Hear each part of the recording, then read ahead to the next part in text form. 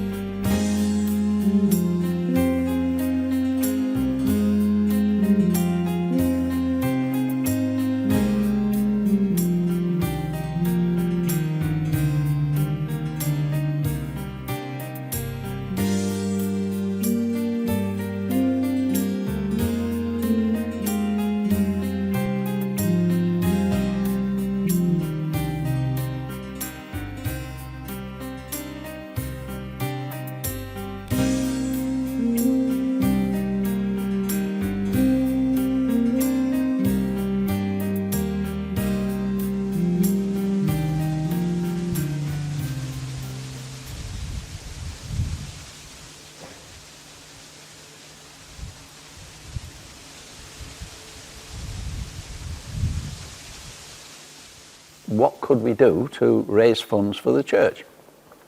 I happened to be interested a bit in metal detecting at the time, so I suggested that we may have a metal detector meeting in conjunction with the work that was going to be done digging up the foreshore. He advertised all around the country, north of Scotland, south of England, all around the place, and we got people to come with their metal detectors.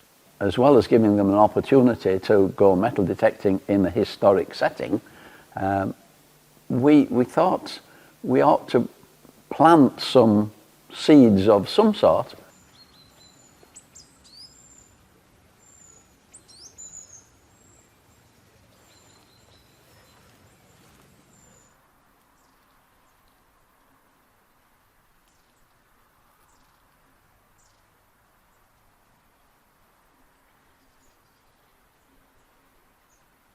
When the doors opened at 7 o'clock in the morning on the day, there was a flood of people, all wanted to get registered quickly and pay their dues, and it went very well. A number of fines were made. There were rumours of fines that weren't declared, but we had archaeologists in attendance who advised people what the various bits of metal were that were found. One man found a silver penny.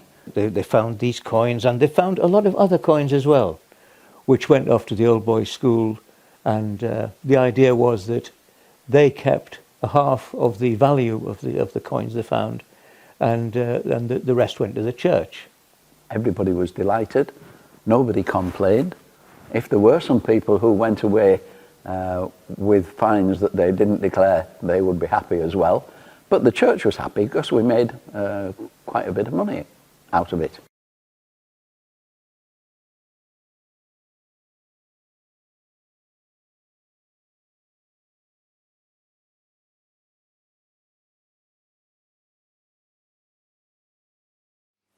When Ralph came to the Cawood as the incumbent, one of his duties was to do with Selby Coalfield, and his particular thing was unemployment. It made him think how you could develop some of the ancient crafts with people's skills as to work with their hands. Ron and Gwen Woodhouse and Ralph, Joan Denning particularly, because of her being an artist, they were talking in the pub one day and they were looking at the long menu board and he thought about a great feast.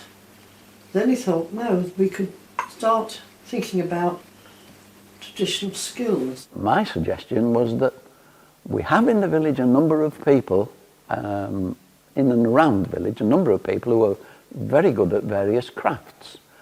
The wall from the bridge, as it were, and right through to the church was just going to be hung with paintings, and people would view them as they walked along. It was quite amazing how it escalated into anything but that. And their idea was to get the artists to come and exhibit their paintings all along the wall. They didn't do that, but they did do putting the artists painting things, and also the emphasis being on demonstrations of people, demonstrations of woodwork. That was a very important feature. So it was suggested that we have an arts and craft competition in the church. The church had to loan £500 to the Craft Festival Committee, and that started off the Craft Festival. They agreed to give us £500 and said they'd put it on for that.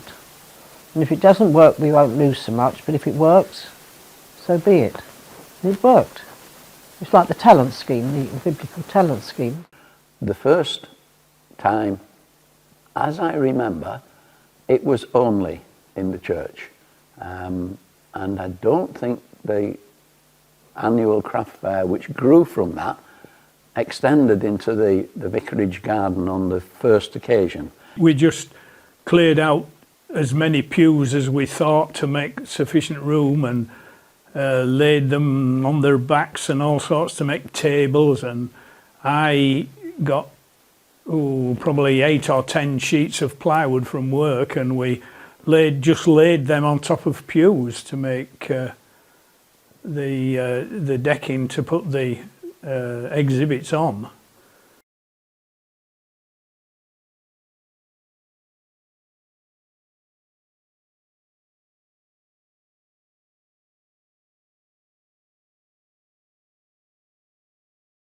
You had to have a programme and a fee to get in to cover the cost.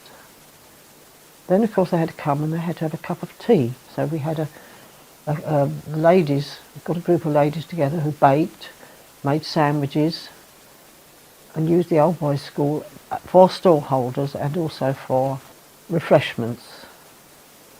So gradually you're incorporating all the businesses and getting the opportunity to see the church at work.